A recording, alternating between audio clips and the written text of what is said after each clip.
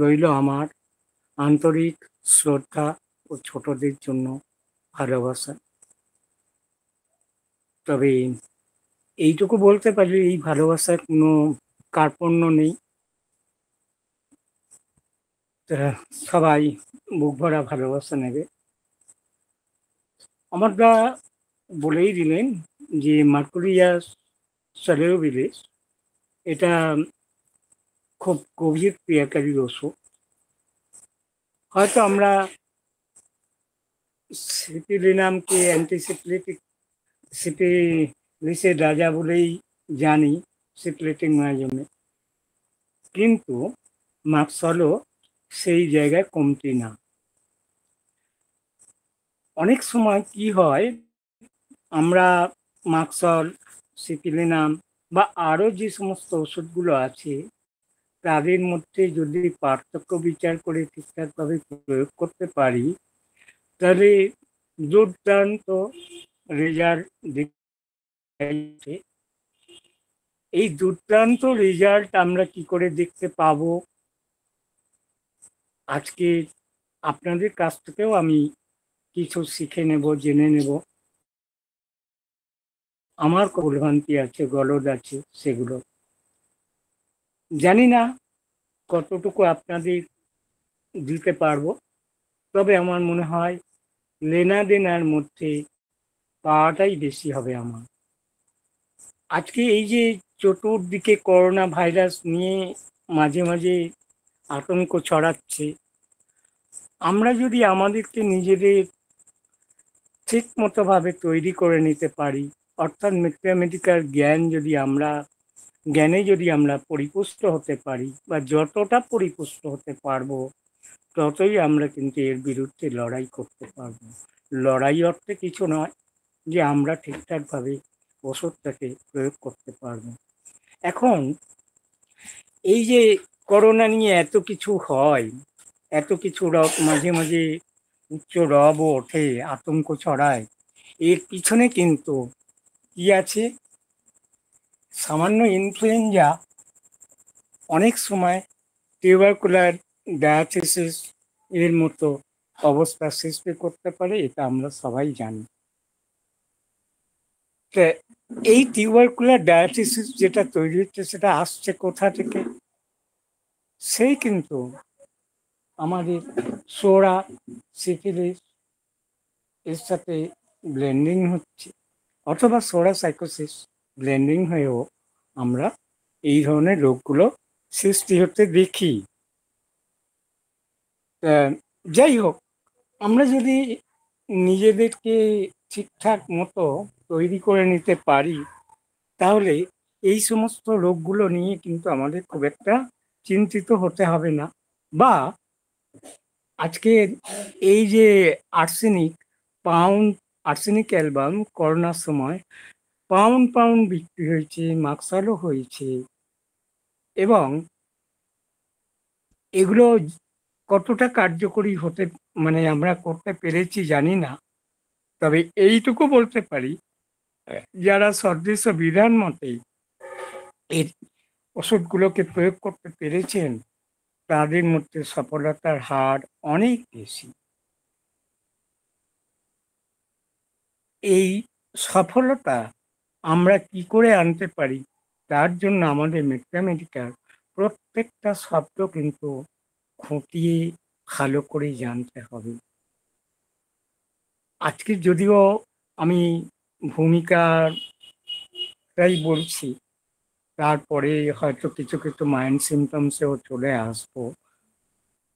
তবে এইটুকু বলতে পারি যে মাকসল এতটাই গভীর ক্রিয়াকারী ওষুধ, এই গভীর ক্রিয়াকারী ওষুধকে চিনতে গেলে ম্যাথমেটিক্যাল প্রত্যেকটা শব্দ, এই যে ফিয়ার, অ্যাফ্রেড, ফিয়ার, এই যে ভয়, শুধু শুধু কি আমাদের স্টলওয়ার্ডসরা এই শব্দগুলো ব্যবহার করেছেন, প্রয়োগ করেছেন? মানে এই শব্দগুলো কিন্তু আমাদের পড়ার সময় লক্ষ্য রাখতে হবে। তবে কিন্তু আমরা একটা আরোগ্যযোগ্য রোগীকে আরোগ্যের দিকে নিয়ে যেতে পারবো, মাকসলকে ভালো করে চিনে নিতে পারবো।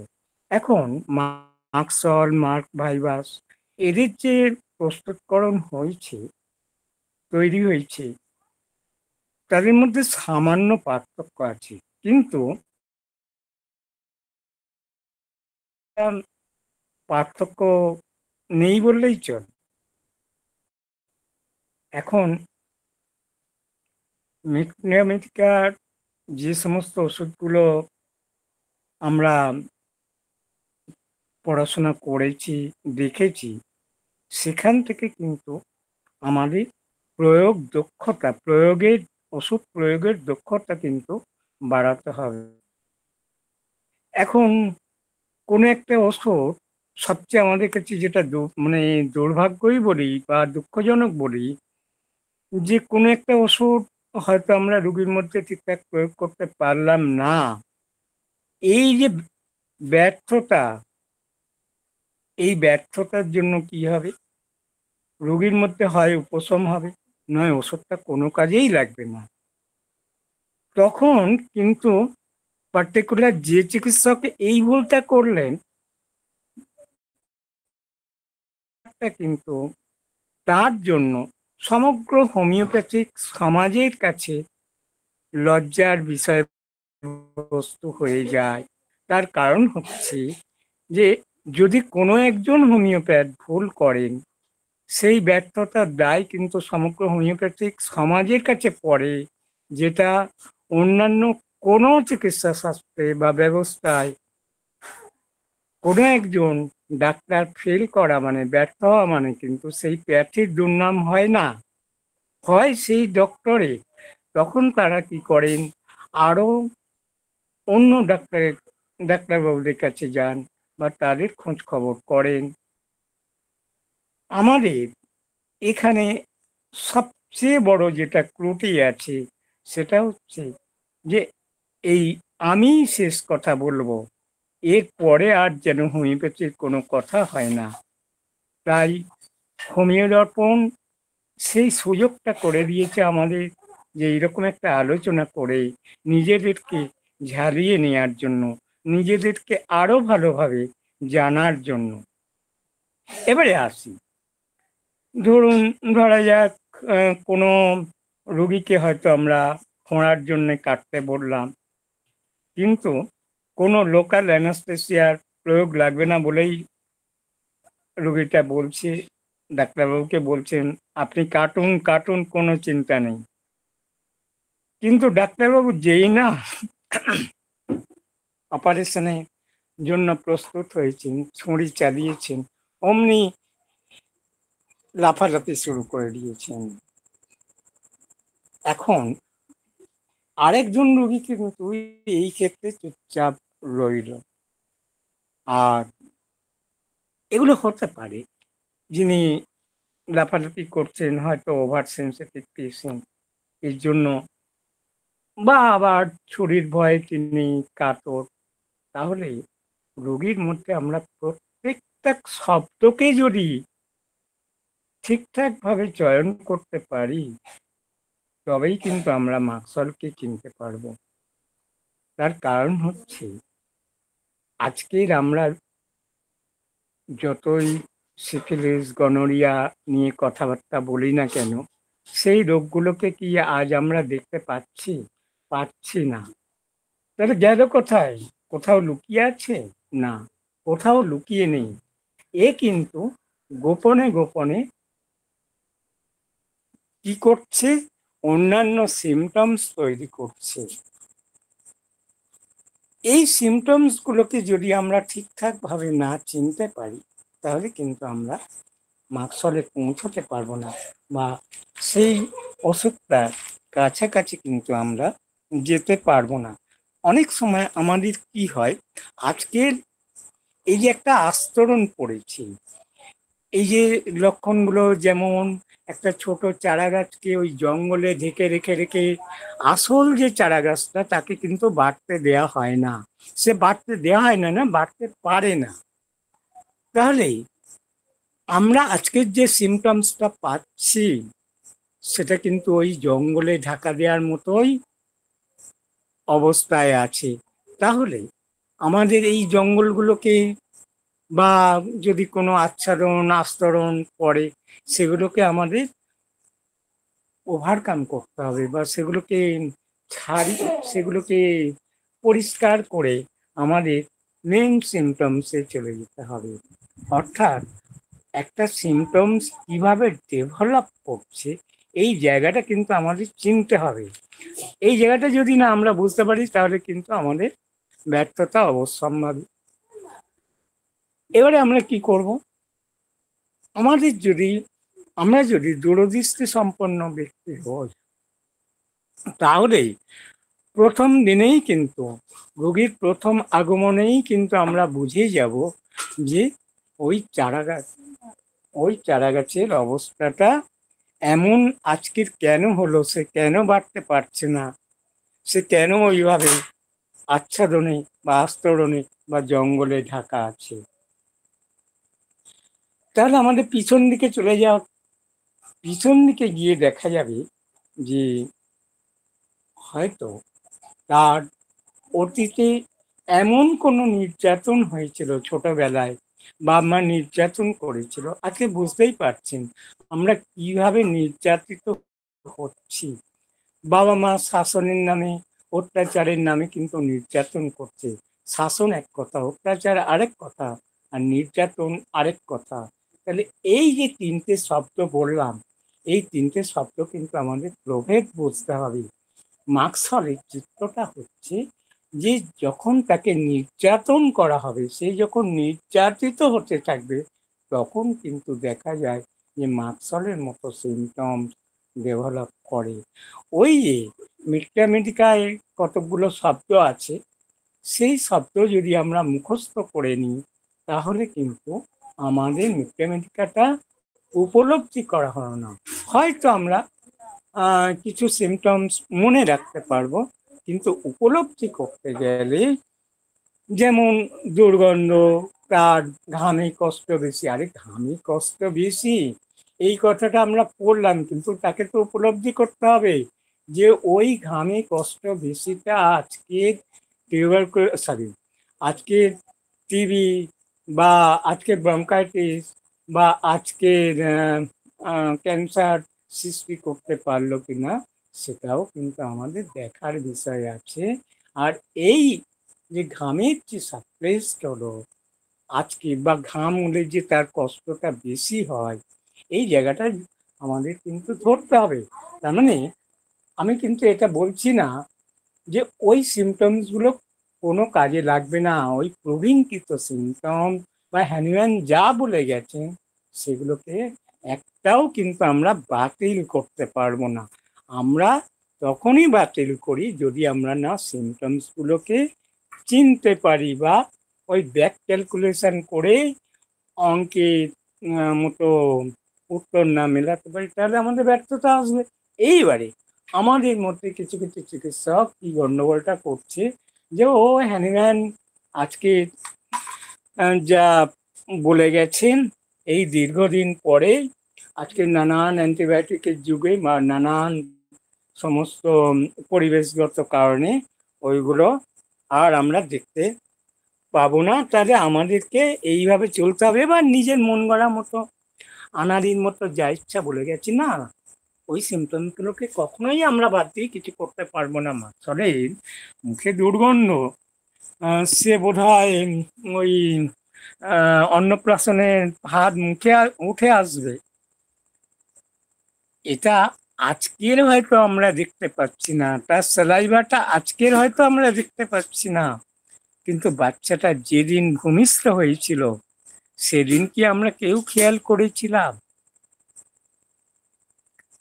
আপনি, আমি যদি রুগী বাড়ির লোকের কাছে বা তাদের যারা অ্যাটেন্ডেন্স আছে তাদের কাছে যদি ক্রমাগত জেরা করতে করতে করতে করতে আজকের এই 30, 35 বা 50 বছরের 60 বছরের পেশেন্টটা এসছে, খবর নিয়ে নিয়ে দেখা গেল যে আমরা ওই জায়গায় পৌঁছে গেছি।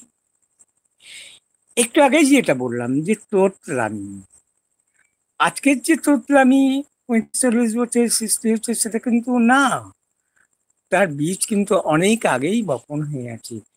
কে বপন করে দিয়েছে? ওই সিফিলিটিক মায়াজম। আমরা অনেকে আজকে বলি ক্যান্সার মায়াজম, টিউবারকুলার মায়াজম, কিন্তু মায়াজম তো হ্যানিম্যান যা বলে গেছেন তিনটে, তার বাইরে আর কিছু হবে না। কিন্তু এই মায়াজমগুলোকে আমরা যদি ঠিকঠাকভাবে চিনে নিতে পারি, তাহলে কিন্তু আমাদের ওষুধটাকে বুঝতে চিনতে সুবিধা হবে। আজকের কোনো একটা অ্যাকুট কেস আমরা যে এলো, অ্যাকুট হিসাবে যতই আসুক না কেন, আজকে আমাদের বলতে কোনো দ্বিধা নেই যে তিনটে মায়াজমই কিন্তু রোগীর মধ্যে পাওয়া যাবে। তাহলে যখন যে মায়াজমটা প্লেয়ার্ড আপ কন্ডিশনে থাকবে, তখন আমরা সেই ওষুধটা দেব। ওই যে আগাছা সব বা জঙ্গল গাছ, চারা গাছটাকে জড়িয়ে রেখেছে, তাহলে আমাদের হয়তো দেখা যাবে ওখানে একটা ওষুধে আমরা কিছু করতে পারছি না। সৌভাগ্যক্রমে কিন্তু অনেক সময় একটা ওষুধে আমরা রোগীটাকে কিওরের দিকে নিয়ে যেতে পারি। আর যদি আমাদের দুর্ভাগ্য হয়, তাহলে হয়তো দেখা যাবে সেখানে অন্যান্য মায়াজমের ওষুধগুলো আসছে। তবে সাধারণত দেখা যায় যে আর বর্তমান দিনে একটা মায়াজম দিয়ে কিছু করা যাচ্ছে না। তিনটে অ্যান্টিমায়াজমেটিক রেমেডি আমাদের প্রয়োগ করতে হচ্ছে বেশিরভাগ ক্ষেত্রে, এটা যেন না আমরা বলি। আচ্ছা, এবারে সিফিলিটিক মায়াজমে আমরা কি দেখেছি, যে এদের যে ক্ষত, পার্থদা আছে কি জানি না, পার্থদা একটা পেশেন্টের কথা বলেছিল যেখানে মেডোরিনাম দিয়েছিল বাচ্চাটাকে মুখের ক্ষতের জন্য। মেডোরিনাম তার কাজ করেছিল সুন্দরভাবে। যাই হোক, শেষ অবধি হয়তো রিপোর্টটা তিনি ঠিকঠাকভাবে কালেকশন করতে পারেননি, রুগী আসেননি বলে। এখন ঘটনা হচ্ছে কি, যে সিফিলিটিকের যে ক্ষত, সে কিন্তু চট জলদি কিন্তু একটা মানে কি বলবো, মানে ক্ষতিকর অবস্থায় পৌঁছিয়ে দেবে, রাতারাতি চেঞ্জ হয়ে যাবে। কয়েক ঘন্টার মধ্যে সিফিলিটিক ক্ষত বা যে কোনো কষ্ট কিন্তু বেড়ে যায়। এই যে আমরা বলি সিফিলিটিক মায়াজম বা মাক্সল বা সিফিলিনাম, এদের রাত প্রবৃদ্ধি, কথাটা কিন্তু আমাদের স্টলওয়ার্ড স্টেন্ট শিখিয়ে দিয়ে গেছেন যে মেডোরিনামেরও রাত প্রবৃদ্ধি হতে পারে, সিফিলিনামেরও দিনে বৃদ্ধি হতে পারে। তাহলে এই কোন সিমটমসগুলো একটা রেমেডি নেব আর কোনটা নেব না, সেটা কিন্তু আমাদের উপলব্ধির মধ্যে আনতে হবে।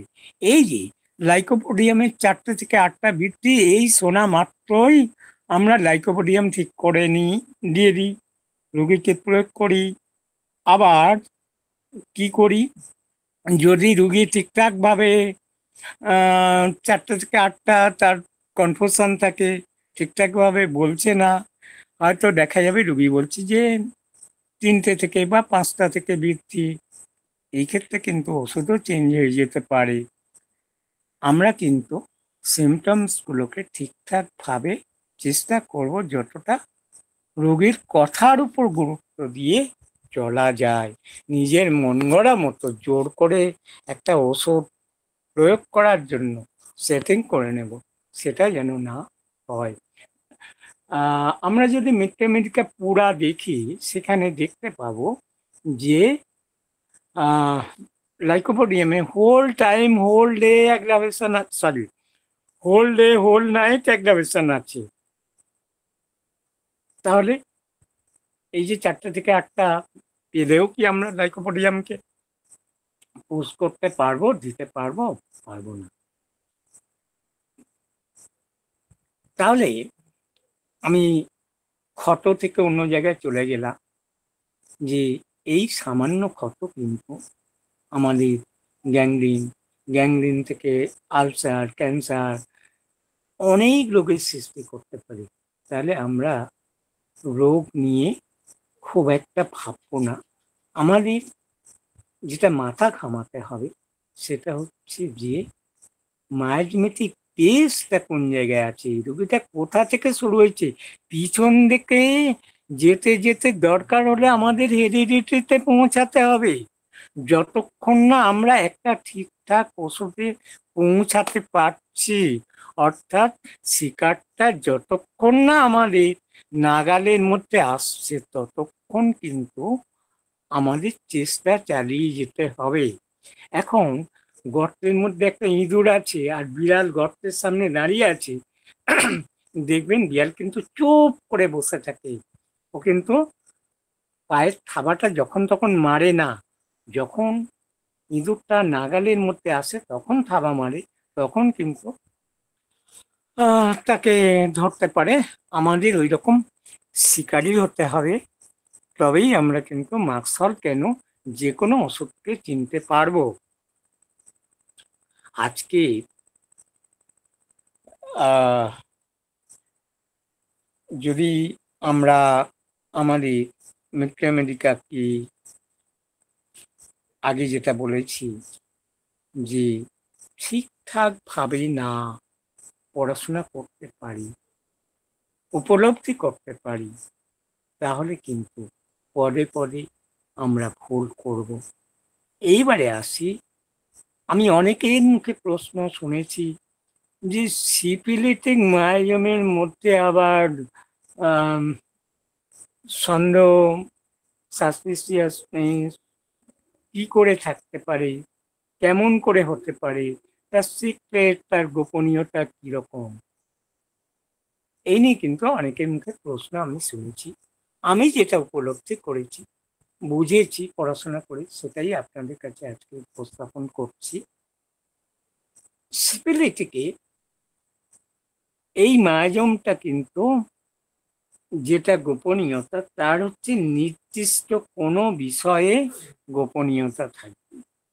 কিরকম, আজকের একটু আগেই যে নির্যাতনের কথা বলে এলাম, সে যে নির্যাতিত হচ্ছে বাবা মার কাছ থেকে, আপন লোকদের কাছ থেকে, সেটা যদি বাস্ট হতো তাহলে কিন্তু সমস্যা থাকতো না। তার হয়তো ফেজে সিপিলিটিক মায়োজম আছে, তাই আজকে কি করলো, তাকে অন্য কোনো দুরারোগ্য রোগের দিকে নিয়ে চলে গেল, তাকে ক্যান্সারের মতো জায়গায় নিয়ে চলে গেল। ওই রোগীটা যদি কোনো প্রতিক্রিয়ার সৃষ্টি হতো, সিপিলিটিক মায়োজমে যা আছে, মারধর করা, ভাঙা চোঙা, অর্থাৎ তার যে ডিস্ট্রাকটিভ নেচারটা আছে, যদি আমরা দেখতে পেতাম বা তার রোগীটার মধ্যে বহিঃপ্রকাশ হতো, তাহলে কিন্তু আজকে এই জায়গায় আসতো না। তাহলে আমাদের কি করণীয়, যে তার ওই রোগটা কোথা দিয়ে সৃষ্টি হলো।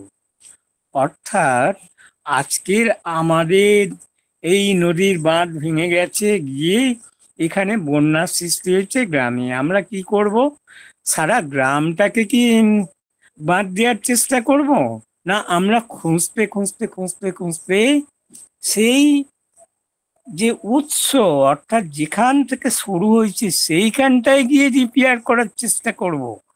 সেইখানে গিয়ে যদি আমরা রিপেয়ার করতে পারি, তাহলে কিন্তু আমাদের এত পরিশ্রম, এত কিছু দরকার লাগবে না। ওই রকম আমরা যদি আমাদের সিমটমসটাকে ঠিকঠাকভাবে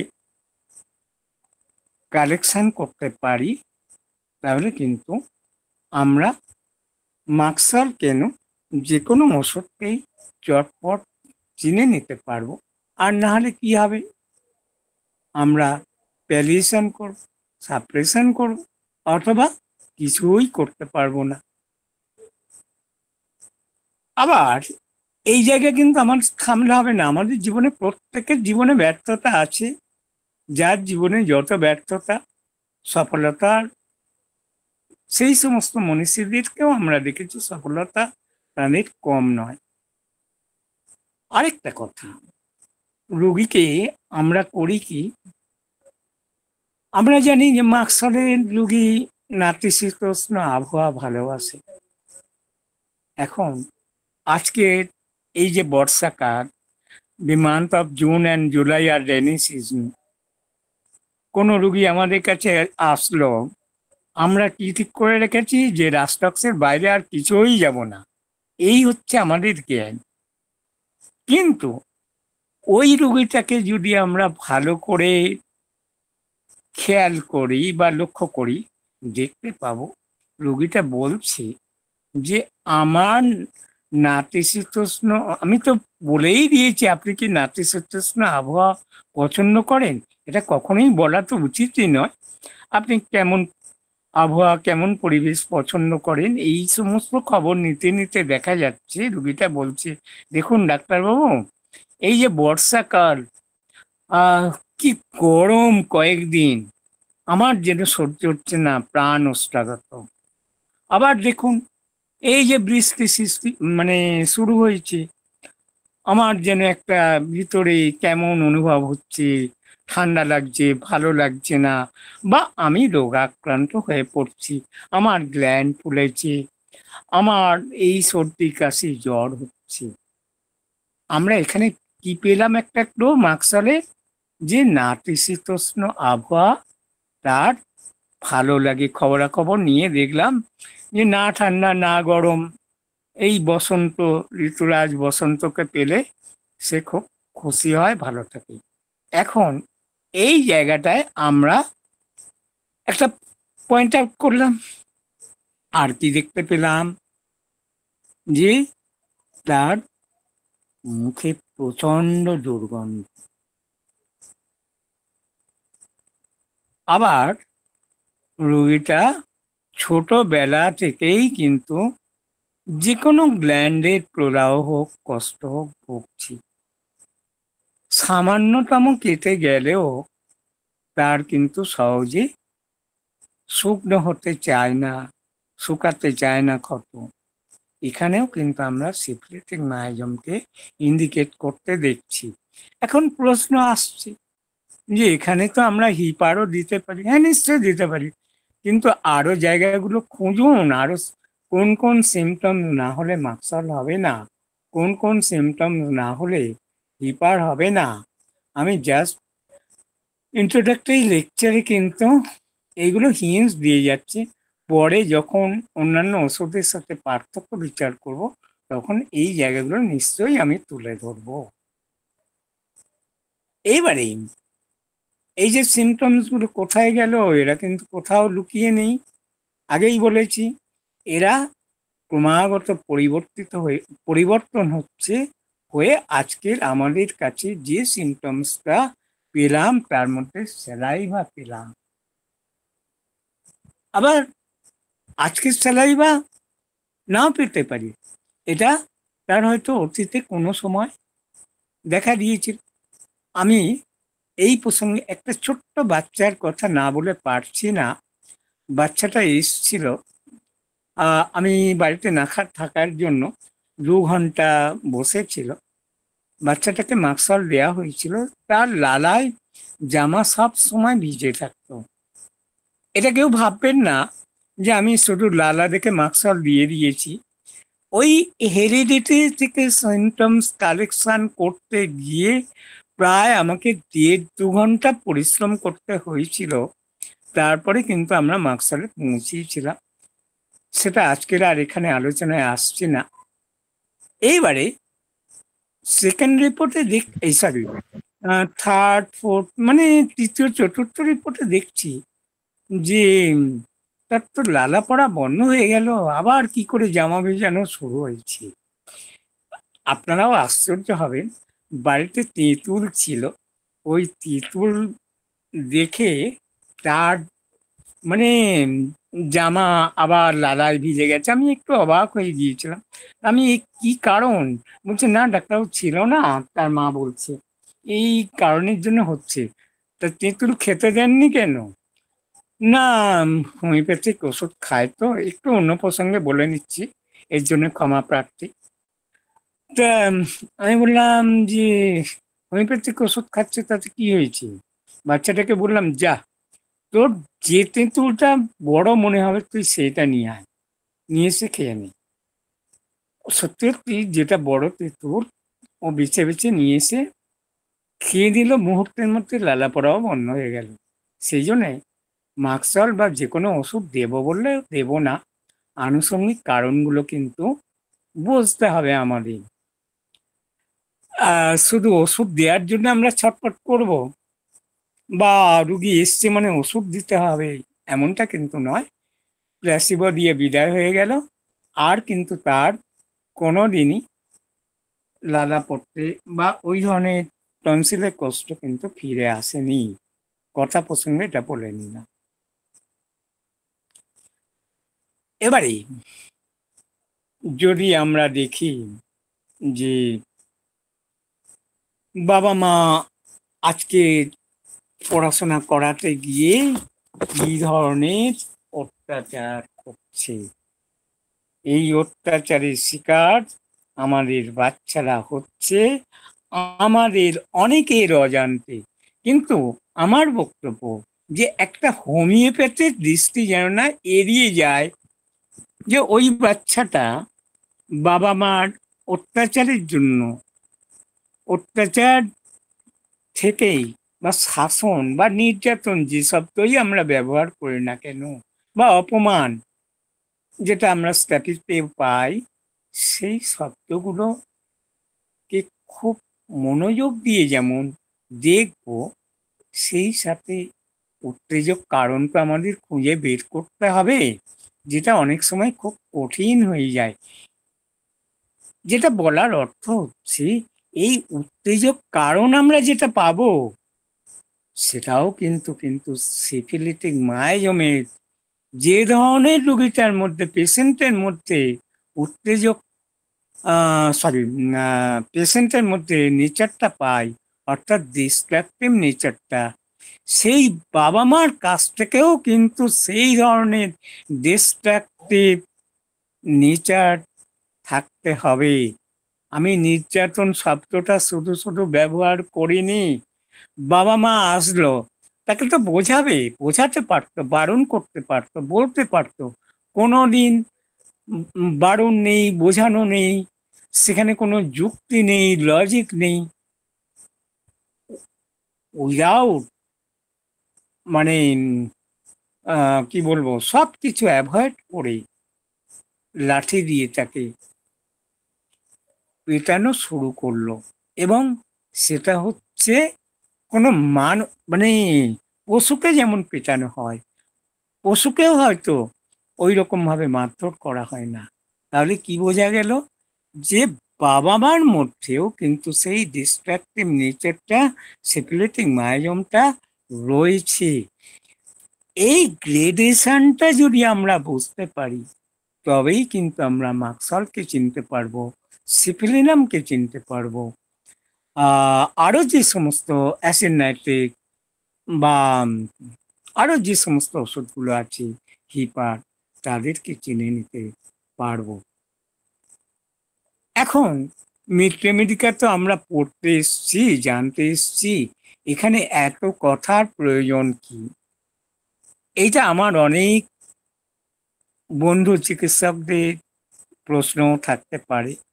আমি প্রত্যেককেই অনুরোধ করব, আমি একটু এইভাবে বলার চেষ্টা করি, সেটা কিন্তু যিনি লক্ষণগুলোকে বোঝার জন্য, অর্থাৎ মূল্যায়নটা, ইভ্যালুয়েশন অফ সিমটমসটা যাতে আমরা ঠিকঠাকভাবে করতে পারি, সেই জন্যই এত কথা বলা। না হলে ওই কয়েকটা লক্ষণ মাকসালে মুখস্থ করে নিয়ে এসে আর এখানে হোমিও দর্পণে উগড়িয়ে দিয়ে চলে যেতাম, হয়তো অনেকে বাহবা দিত। আমার বাহবার কোনো দরকার নেই। আমরা যারা কয়েকজন থাকবো, তারা যেন জিনিসটাকে বা এই ওষুধটাকে উপলব্ধি করার চেষ্টা করতে পারি। সন্দেহবাদী, একটু আগেই যে কথাটা বলছিলাম,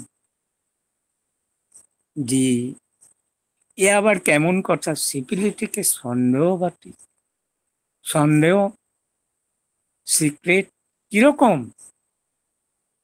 সাইকোসিস, সাইকোটিক মায়াজমে আমরা কি দেখি, তারা বিষয় থেকে বিষয়ান্তরে চলে যেতে পারে। বাড়ির আনাচে কানাচে লুকিয়ে কি বলছে শ্বশুর, কি বলছে শাশুড়ি, কি বলছে, বা দেওর ননদ ঝি চাকর কে কি বলছে, কে কি করছে, এই হচ্ছে সাইকোটিক মায়াজমের সন্দেহবাতিক। আর এর কেমন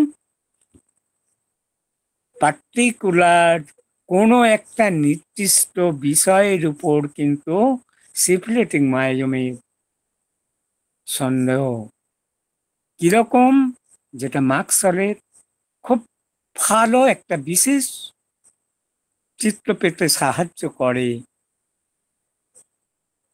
তার চতুর্দিকে যেন শত্রু। এ যেমন নিজেকে সহজে শেষ করতে পারে, অন্যকেও সহজে ধ্বংস করতে পারে, শেষ করতে পারে।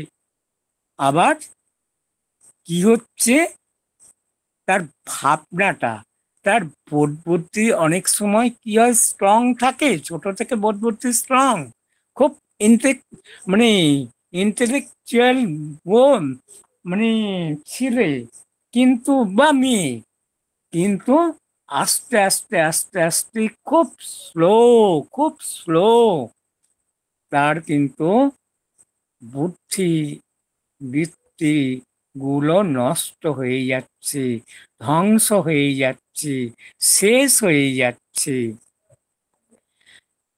এই হচ্ছে আমাদের সিফিলিটিক মায়াজমের সন্দেহ, যে আমার চারিদিকে সবাই সত্য, যেটা মার্কসলের মধ্যে আমরা কিন্তু দেখতে পাই। আর এই দেখতে পেলাম মানে মার্কসল না, অন্যান্য সিমটমস বারবার একই কথা পুনরাবৃত্তি করছি, দরকারি জায়গাগুলো, যে অন্যান্য সিমটমস কিন্তু আমরা লক্ষ্য রাখবো। এবারে আমরা রোগীর মধ্যে কিন্তু স্বাভাবিক অবস্থাটা জেনে নেব।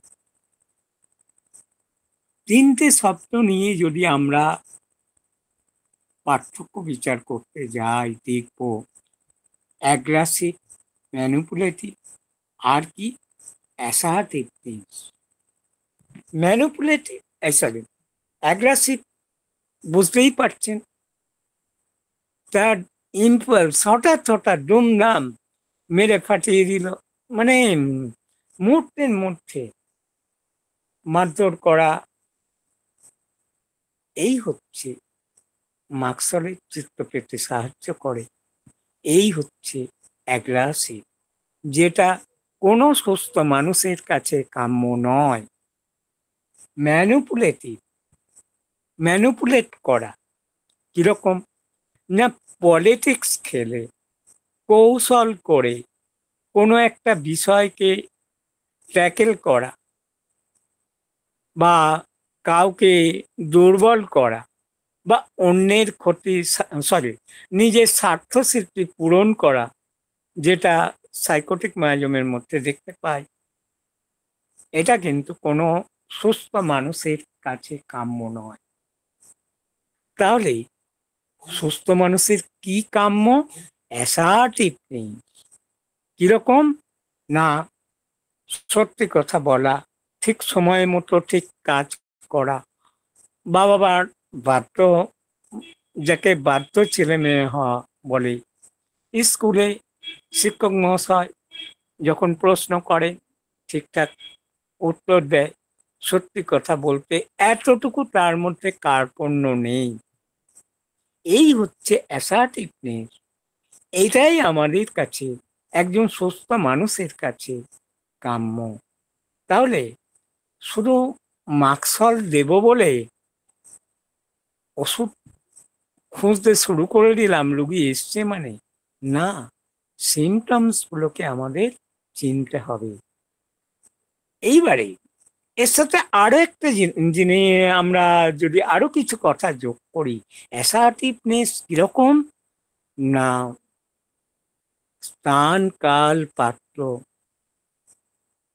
অর্থাৎ যে সময় যে কথাটা বলছে সেটাকে বুঝে বলা, যে এই সময় বললে কারোর ক্ষতি হবে কি না, বা কোনো একটা মানুষের প্রাণহানি হবে, সে কিন্তু বলবে না। যে সময় বলছে, যে পুরুষ মানুষটা উত্তেজিত হয়ে গেছে, পরিশ্রম করে এসছে, ভীষণভাবে পরিশ্রম করে, মানে অমানবিক অমানসিক পরিশ্রম করে এসছে। আজকে বাড়িতে দেখা যায় যে বউরা কিন্তু বাড়ি আসা মাত্রই শুরু করে দিল, তোমার স্বামী এই করে, এই সরি, তোমার মা এই করেছে। এখন তো জানে না যে তোমার মা বলাটাও যে ঠিক না। যারা সরির নেচার হবে তারা আবার ঠিকঠাক ভাবে বলবে, সেটা অন্য কথা। তোমার মা এই করেছে, তোমার বাবা এই করেছি, এই নিয়ে শুরু করে দিল। পুরুষ মানুষটি কিন্তু অত্যন্ত ক্লান্তিকর অবস্থায় একটা বাজে সিচুয়েশন শুরু করে দিল। ওই সময়টা ওই স্ত্রী যদি সুস্থ মস্তিষ্কের মানুষ হতেন তাহলে কখনোই বলতেন না। আর কি স্থান কাল পাত্র, যাকে বলছে তাকে ওই কথাটা বলা যাবে কিনা সেটাও কিন্তু আমাদের লক্ষ্য রাখা উচিত। আজকে দেখুন, বাবা মা আজকে কি করছে, বাচ্চাদের সামনে এমন অনেক গল্প করছে, এমন অনেক কথাবার্তা বলছে, টিভিতে এমন অনেক সিরিয়াল দেখছে, যেগুলো কখনোই বাচ্চাদের সঙ্গে দেখা বলা চলা উচিত না করছে। তাহলে এখান থেকেও কিন্তু একটা বাচ্চার সিমটমস ডেভেলপ করতে পারে। আবার এই বাচ্চাটা যখন 50-60 বছরে গিয়ে বা বৃদ্ধা অবস্থায় গিয়ে দেখা যাবে ওই সিমটমসটা কিন্তু ডেভেলপ করছে। আমাদের সব সময় কিন্তু উৎস মুখে পৌঁছাতে হবে। আমরা কখনোই ভুলে এটা করব না যে মাকসাল, এর বাইরে আর কোনো শ্রোতা হবে না। এই যে স্লো স্লো স্লো, তার মধ্যে মেন্টাল ফিজিক্যাল সব কিছু, যত দিন যাবে যত তার বুদ্ধিবৃত্তি মানে বিনাশ হবে, নষ্ট হবে, তত তার কাজকর্মে স্লোনেস আসবে, তত তার মধ্যে দ্রুততা চলে আসবে। কিন্তু দ্রুত কথাবার্তায় দ্রুততা, সে কথা বলে কি লাভ হবে? আজকের যদি পেশেন্টটা ইনস্যানিটির হয়, আজকের যদি উন্মাদ হয়ে যায় সেই পেশেন্টটা, তাহলে কি লাভ হলো? যাই হোক, একটা কথা ভুলে গেলাম, যে এই যে অ্যাসার্টিভনেস শব্দটা বললাম, এটা কিন্তু আরো গুরুত্ব পাবে যারা ওই স্থান কাল পাত্র বিচার বিবেচনা করে। তারা আরো, যদিও এখানে আমার তো কোনো মাপকাঠি নেই, এটা আপেক্ষিক, তাই আমাদের বুঝে নিতে হবে রুগীর অবস্থা দেখে, রুগীর কথাবার্তা শুনে, বা অ্যাটেন্ডেন্সের কাছ থেকে, যে তার কোন ধরনের নেচারটা আছে। তাহলে আশা করি যে আমি সন্দেহ যেটা বলেছিলাম, যেটা গোপনীয়তা বলেছিলাম, এটা অনেকেই আমার কাছে কিন্তু প্রশ্নটা রেখেছি, তাই তাদের উদ্দেশ্যে মনে হয় উত্তরটা বা কতটা ঠিকঠাক বলতে পারলাম জানি না, তবে আমরা সবাই যেন এইভাবে ভাবতে শিখি। এবারে আসি সালফার, যেটা আমি গতদিন অমরদা যখন শরিক চ্যাপ্টার নিয়ে আলোচনা করছিলেন সেখানেও বলেছি, বহুবারই বলি, সালফারটা কিন্তু কথায় কথায় আমরা যেন না ব্যবহার করি।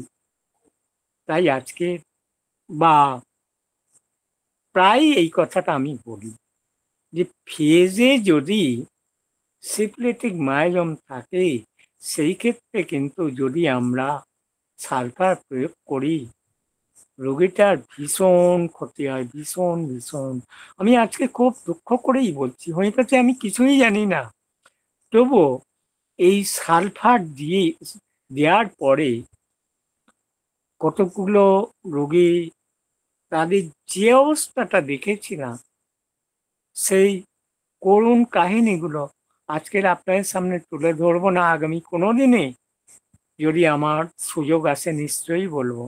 পেশেন্ট কিন্তু ছিল সেপ্রেটিক মায়োমি এবং অ্যান্টিসেপ্রেটিক ড্রাগ করার পরেই সেই পেশেন্টগুলো কিন্তু সুন্দরভাবে আরোগ্যের দিকে গিয়েছিল। আজকে যে সালফারটা, এই যে একজন ভালো হোমিওপ্যাথির কি গুণ না, তিনি জানেন, তিনি বোঝার চেষ্টা করেন কোথায় আমি ভুল করলাম, কোথায় আমার জন্য রুগীটার ক্ষতি হলো। তিনি কিন্তু এই ইনকোয়ারিটা সর্বদাই করেন। খেতে বসতে শুতে কি কারণে রুগীটা কিওর হলো না, বা কি কারণে রুগীটা আজকে এই ক্ষতিকর অবস্থায় পৌঁছে গেল। সালফার যদি উচ্চ শক্তিতে প্রয়োগ করা হয়, সেখানে কিন্তু সিফিলিটিক মায়োজম কিন্তু প্রকট হয়ে দেখা দেয়।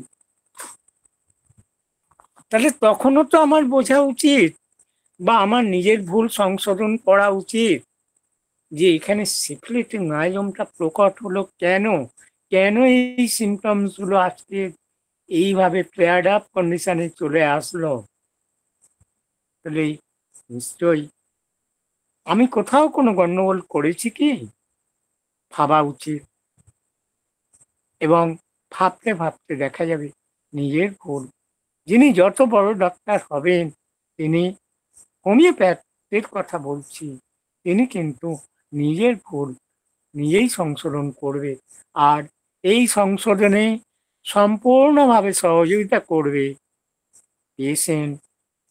আমাদের মধ্যে অনেকে প্রায়ই বলেন যে পেশেন্টই আমাদের কাছে বড় শিক্ষক।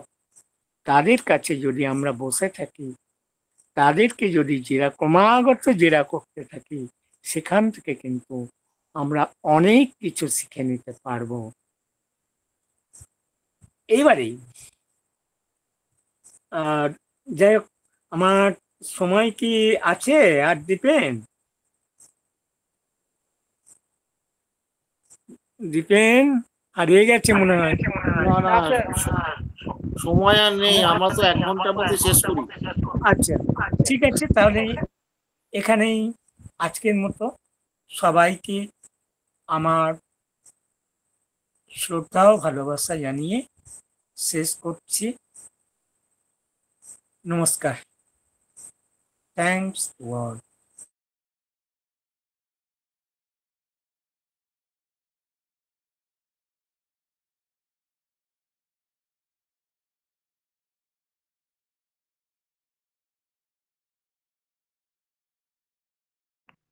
আচ্ছা, এরপর আমরা দ্বিতীয় পর্বে চলে যাব। আজকের স্যার এই মার্কসল নিয়ে আমি ডক্টর অমরনাথ চক্রবর্তী স্যারকে একটু অনুরোধ করছি কিছু বলার জন্য। আমি তো প্রথমে কিছুটা বলেছিলাম,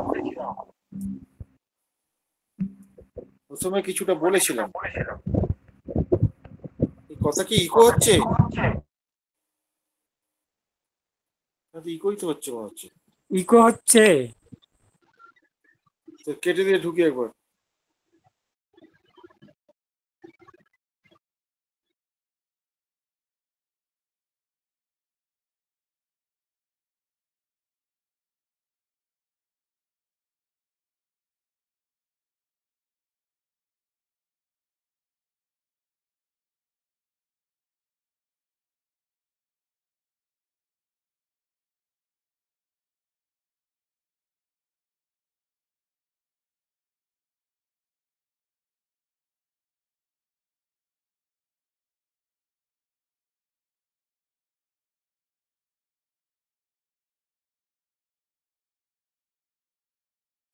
আজকের আলোচনাটা খুব সুন্দর হয়েছে। এই যে আলোচনাটা হয়েছে, এর একটা বৈশিষ্ট্য কোথায়? বারবার কিন্তু রঘু অতীতে গিয়ে অতীত থেকে বর্তমানটাকে লিঙ্ক করার চেষ্টা করেছে।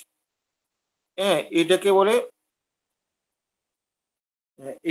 এইটাকে এই যে লিঙ্ক আপ করা যেটা বলছে না, এইটা অত্যন্ত গুরুত্বপূর্ণ।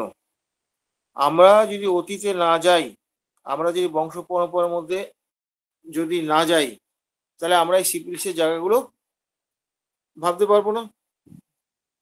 আমি গতকালই একটা হার্টের পেশেন্ট দেখেছিলাম। গতকালই তো নাকি? হ্যাঁ, গতকাল। ওটা শ্যামলবাবু উপস্থিত ছিলেন। আমি কেসটা, যেহেতু আমি তাকে এক্সাইটিং কজের উপর ভিত্তি করে ওষুধটা একটু অন্যরকম দিয়েছি আমি, কিন্তু ঘটনা হচ্ছে কি, যে পেশেন্টটা যে হার্টের যে ব্লকেজ হয়েছে, এই যে কেসটা যেটা, এই কেসটা আমি আমি রেকর্ডিং করতে গিয়ে বারবার আমি দেখতে পাচ্ছি সিপিলিস স্টিগমা গুলো তার বংশগতি থেকে কিরকম ভাবে তার মধ্যে ডেভেলপ করেছে। এই যে পেশেন্টটা প্রচন্ড শক্তিশালী, সিপিলিস পেশেন্ট কিন্তু খুব শক্তিশালী, মাংসপেশি সম্পন্ন হয়, প্রচন্ড শক্তিশালী হয়। এবং এদের মধ্যে কি ব্যাপারটা আছে কি, ওই মানসিক জায়গাগুলো ডালনেসের জন্য এরা কিন্তু ইমোশনাল হয় না। এই যে সুন্দর জায়গাটা আছে, এবং লাস্টে একটা কথা বলছে, মুখ দিয়ে মাঝে লালা পড়ে, এই কথাটা বলেছে। আমি কিন্তু মার্কসের কথা এখনো ভাবি নাই। আমি আগে যেটা দিয়েছি, আমি রুটা দিয়েছি তাকে। রুটা দেওয়ার পর এখন দেখি কি পরবর্তী এটা কি দেখায়। তাহলে দেখা যাচ্ছে কি, এই যে কেস টেকিং করে আমরা যখন দেখব তার বংশ হিস্ট্রিতে আলসারের হিস্ট্রি আছে, কি তার বংশ হিস্ট্রিতে যখন আমরা দেখব মারাত্মক দারিদ্র, মারাত্মক লড়াই সংগ্রাম, ঘাতে প্রতিঘাতে মানুষ হয়ে এই যে যাচ্ছে, এই জায়গাগুলো এইতে তো মার্কসলের একটা জায়গা এখানেও আছে, কার্সিনোসিনেরও আছে, অরাম মেটালিকেমের আছে, ক্যালকেরিয়ার আছে। এরকম অনেকগুলো ওষুধের এইরকম একটা সিচুয়েশন আছে। এইটাকে বলে যে কোন সিচুয়েশন থেকে সিমটমটা ডেভেলপ করছে। সিমটমটা তো আজকে আপনি পাচ্ছেন, মানে আমি ফুলটা আজকে দেখতে পাচ্ছি, ফুলটা নিয়ে আপনি নাকে শুকলেন, সুন্দর গন্ধ। এটা কি সম্পূর্ণ সৌন্দর্য হলো? হোমিওপ্যাথি দিক দিয়ে ভাবতে গেলে এটা সার্বিক সৌন্দর্য হলো না। সার্বিক সৌন্দর্য মানে কি, সেই ফুল গাছটা কখন লাগানো হয়েছিল, তার মধ্যে কি ভাবনা এসেছিল, সেই ভাবনার পরিপ্রেক্ষিতে এই এই পরিবেশে থেকে সে কিভাবে সে ডেভেলপ করলো, ডেভেলপ করে এখন আমার কাছে এসছে খুব সুন্দর একটা ফুল, এটা গন্ধ শুকতে আমার ইচ্ছা করছে। তাহলে ব্যাপারটা হচ্ছে যে কি, এই যে হোমিওপ্যাথিতে যে ব্যাপারটা কি হচ্ছে, সবসময় লিঙ্ক আপটা করতে হবে। এটা ওরিয়েন্টেশন বলে, এটা একটা ওরিয়েন্টেশন বলে। মায়োজোমেটিক ওরিয়েন্টেশন করতে গেলে এই জায়গাটা দেখা খুব জরুরি। এবং এটাকে আরেকটা কথা বলে সাকসেশন অফ অর্ডারও বলে। এটা কেন বলেছে সাকসেশন অফ অর্ডার। এই অর্ডারটা যদি আপনি না বুঝতে পারেন যে তার পাস হিস্ট্রিতে, ফ্যামিলি হিস্ট্রিতে কোন মায়োজোমটা প্লে করছে, বর্তমানে কে করছে, এই সবগুলো নিয়ে কিন্তু টোটালিটি মানে বর্তমান কয়েকটা সিমটম দেখলাম, ওই গন্ধ, জীবের মধ্যে ইমপ্রিন্ট অফ টিথ, সেটা ইমপ্রিন্ট অফ টিথ কি আপনি প্রথমেই পাবেন নাকি? প্রথমে অধিকাংশ ক্ষেত্রেই পাওয়া যায় না। ঘামে দুর্গন্ধ, হ্যাঁ, ঘামে তার ওই আরাম হয় না, এইগুলো তো কমন সিমটম, এগুলো তো কমন, ভুল বললাম, এগুলো সাধারণত আমরা মার্কসলে পেয়ে থাকি। এর গরম কাতরতা যেমন আছে, শীত কাতরতাও আছে, তো গরম কাতরতাটাই বেশি।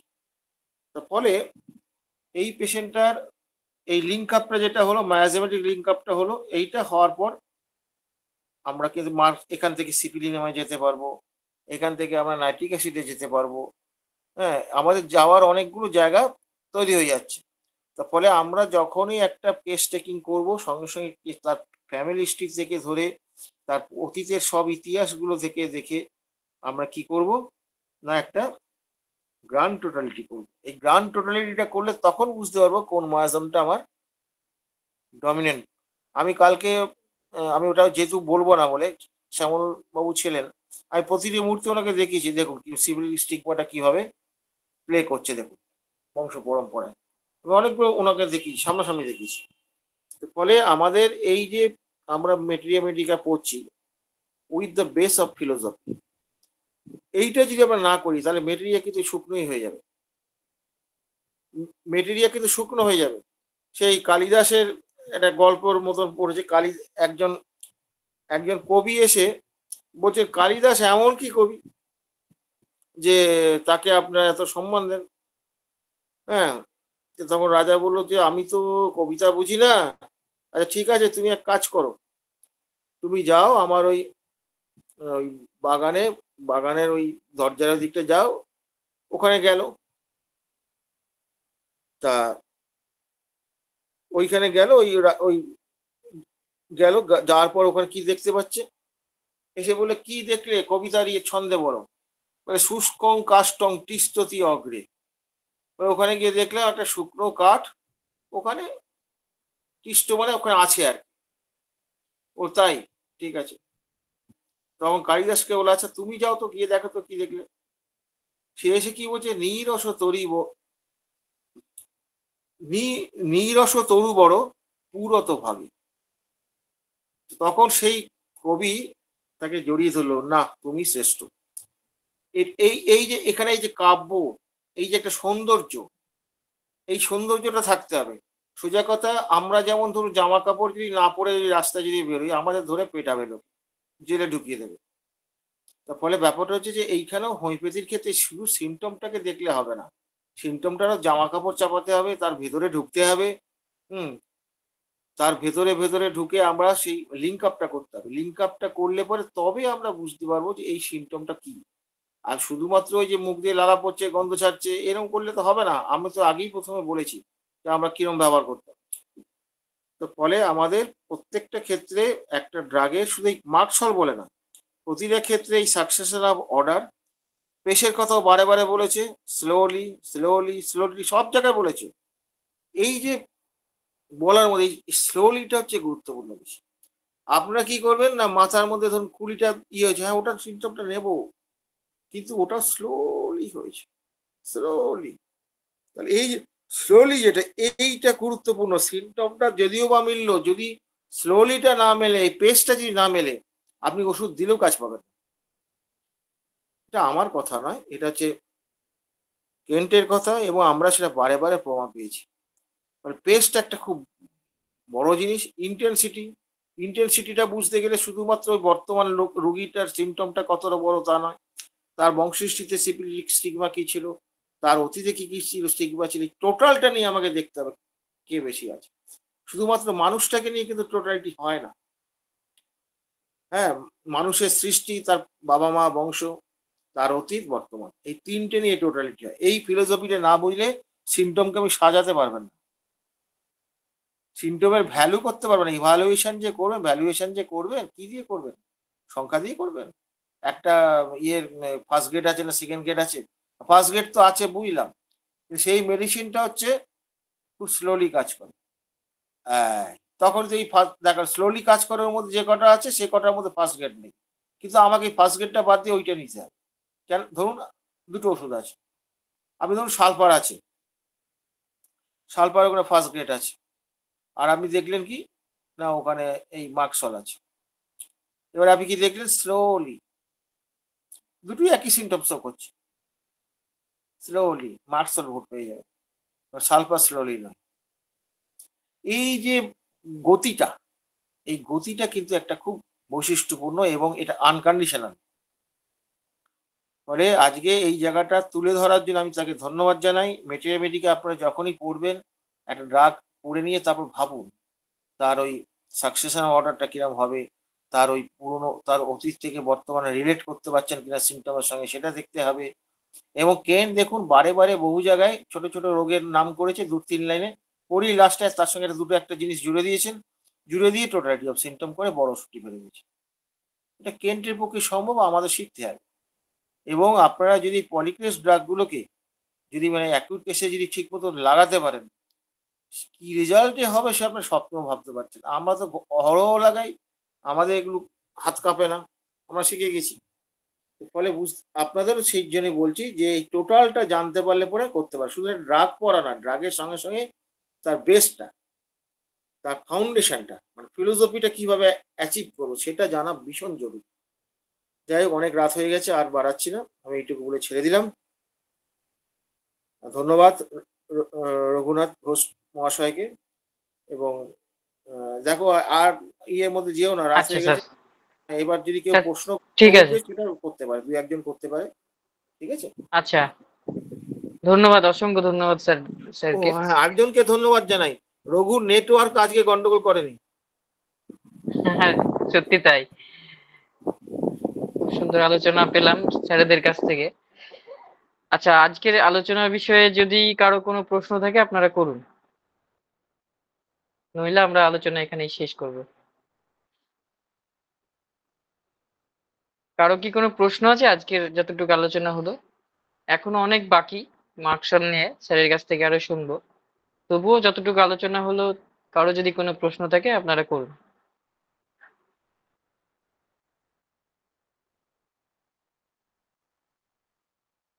প্রশ্ন দেখতে পাচ্ছি না, তাহলে প্রশ্ন নেই স্যার।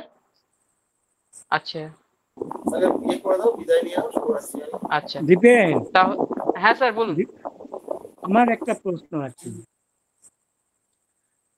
আজকের তো আলোচনা মার্কসল, যদিও এটা ভূমিকা সেটা ঠিক আছে, কিন্তু আমি কি মার্কসল বলতে পারলাম ঠিকঠাক ভাবে?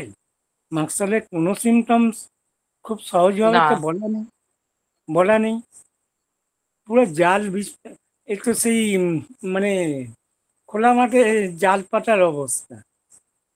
পাওয়া গেছে কি মার্কসলের কোনো সিমটমস? আমি তোমাদের কাছে এই প্রশ্নটা রাখলাম। আমরা আজ সত্যি কথা বলতে আজকের আলোচনাতে কিছু মায়াজমের সিমটম পেলাম। মায়াজমের মায়াজম গুলোকে বুঝতে শুরু করেছি, এইটাই বলতে পারি।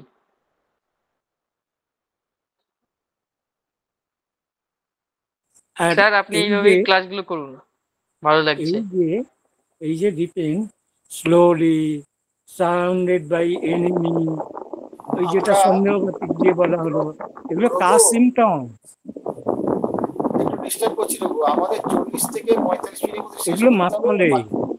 এরপর থেকে হ্যাঁ, আর বাকিটা 15 মিনিটের মধ্যে 1 ঘন্টা বেশি আমরা করবো না, রাত জাগবো, ঠিক আছে?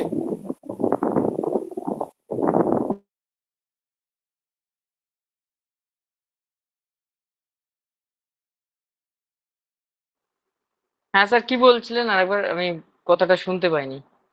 আমি আমি রঘুকে বললাম যে 40 থেকে 45 মিনিটের মধ্যে মেন বক্তব্য শেষ করতে হবে, আর 15 মিনিট হাতে থাকবে আমাদের ওই অ্যাডিশন বা প্রশ্নের জন্য। আমরা 1 ঘন্টার বেশি কিছুতেই আমরা জানবো না, এইটা বলছি। তাতে আমাদের 2টো ক্লাস বেশি লাগবে, 5টা ক্লাস বেশি লাগবে না, ঠিক আছে? আজকে ভালো জায়গায় বলা দরকার।